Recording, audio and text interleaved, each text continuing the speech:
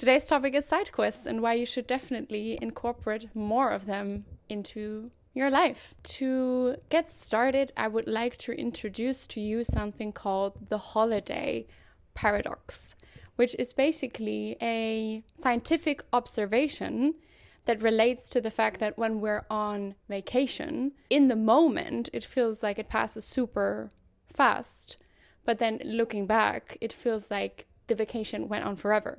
Concrete example, if you go on a little holiday trip with your girlfriends, your boyfriend, your family, and even if it's just a city trip for 4 days, 4 days might not seem like a lot, but this trip, there was a lot of novelty, right? There are a lot of places that you might have never seen before, a lot of new food that you try out, just a lot of novelty. And therefore, the trip is perceived much longer in hindsight than when you were in the trip, because you had fun, it went by super fast. And that's exactly what the holiday paradox is about. That when you have a good time, when you have novel experiences, when you're in the moment and time passes fast, in hindsight, you will actually perceive it as much longer than it actually was. If you have 4 days in your everyday routine life, you go to work, go to the gym, wake up, do your morning routine, that is amazing. Routine can get you so far as a system of productivity. However, routine also leaves no room for novelty in your everyday life. And therefore, if you experience time is going by so fast, I feel like life is passing by me, you might just lack novelty in your life. You might just lack novel experiences and memories and challenges that make you feel alive again. I think this can be explained much better also when you compare the time when you were in school versus to now. Because I remember when I was a child, 1 year felt so insanely long. I thought a year is forever. But of course, when I'm 6 years old, 1 year is a sixth of my entire life. Now I'm 26, so 1 year is just 1/26 of my life. So of course, in relation to my lifespan, 1 year is not the same amount of time than when I was a child. But I think that only makes it more important to foster novelty and create new memory anchors to make your life feel more fulfilled. Because I love my life and I don't just want it to pass by me, which definitely happens in those periods where I'm maybe locked in, as some people might call it, where I'm really in my routine. I go to the gym, go to the office, I work 9 to 5. These seasons have their time and place. But just because you have a routine does not mean that you're not allowed to bring these side quests into your routine. I think they are very, very much compatible with each other. The first benefit of side quests is therefore time perception. You just feel like time is going by much, much faster, and therefore in hindsight slower, when you have a lot of new experiences in your life. In the last couple weeks, I tried a lot of different things. I've went to a lot of new places for the first time. I went to a samurai sword fighting class. I went to a booty workout class, which absolutely demolished me. I tried new recipes. I went to a boat party. And these are all things that I did for the first time. And therefore, the month of May did not just pass by me. It felt like I was living so much life, even though the time was the same. It's 1 month. But if I compare it to April, March, February, I definitely felt like it was filled with more life because I had so many novel experiences. This novelty also leads me to the second benefit of why you need to incorporate more side quests in your life, and that is beginner mode. When you experience a new environment, when you expose yourself to something that you've never tried before. But if it's a skill, a taste, a sound, can be anything, this is basically your brain learning something new, growing, developing, which is of course what we all want to keep upstairs fresh and healthy. Being a beginner at something forces you back into learning mode. When you were in school, I think this was something that was very natural, Learning was part of your everyday life. Because not only were you not able to choose the subjects that you were exposed to, but you also just had to do it. And while, of course, in that moment it seemed very annoying, it's also so crucial for the brain to experience new stimuli. And that you can do by having side quests that are novel experiences to your brain. A side quest can therefore also serve as, you know, what was last year really popular, this curriculum trend where people would make their own study guides for the fall semester, even though they weren't actually enrolled in university or college. Getting yourself to learn something new is what will get you so much farther than just sticking to your routine.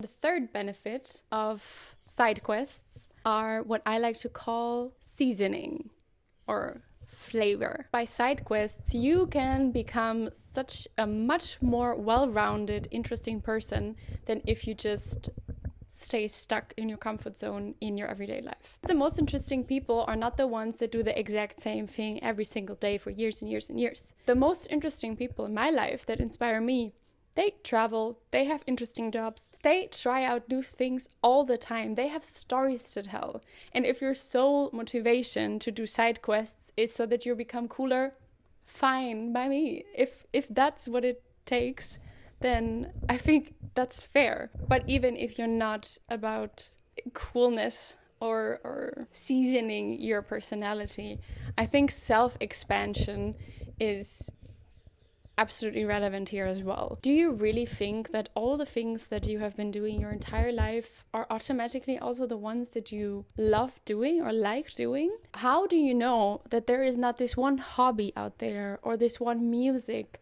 or food that you've never tried before that can become your new favorite? Going into these side quests with curiosity and the openness to see, maybe today I will find my new hobby.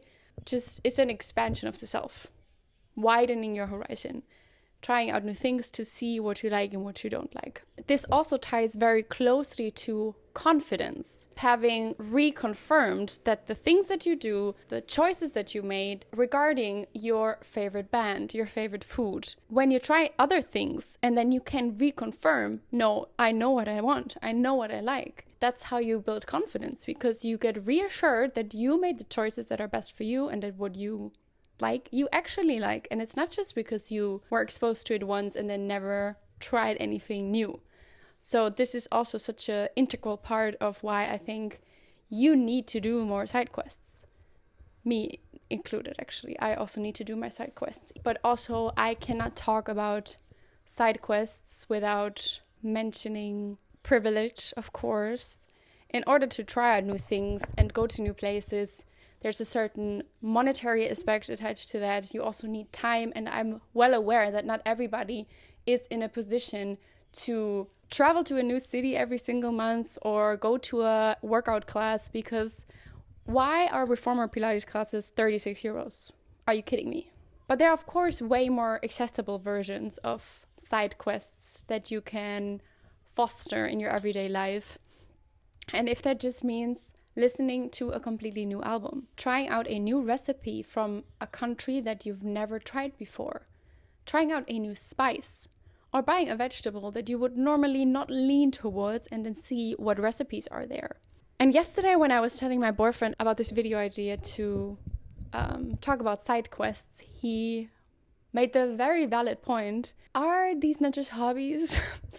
And fair, I think there's definitely some part of it that could also just be called a hobby. What makes the side quest so much more valuable is that with hobbies, you lose that novelty. Of course, when I start a new hobby, yes, I can stick to it. I love it.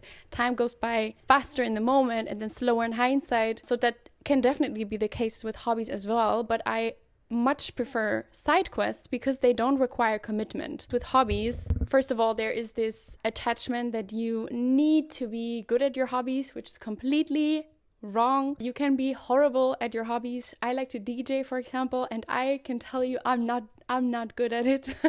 Not at all. Not yet. Hey, mindset.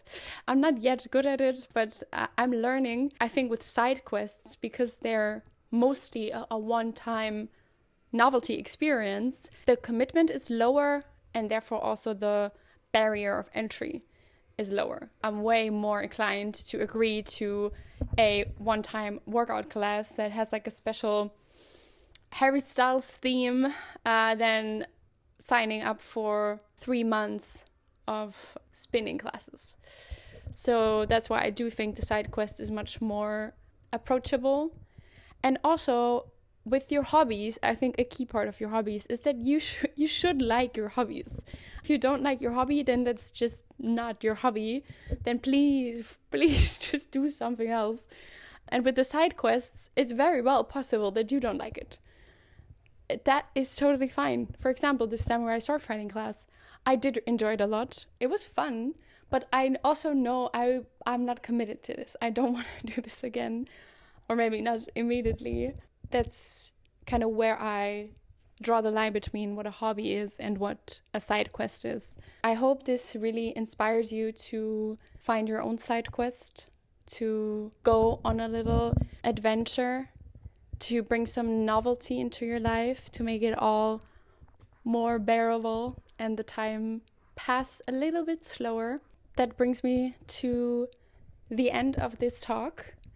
If you're still here, thank you so much for listening or watching. Enjoy your day. Okay, bye.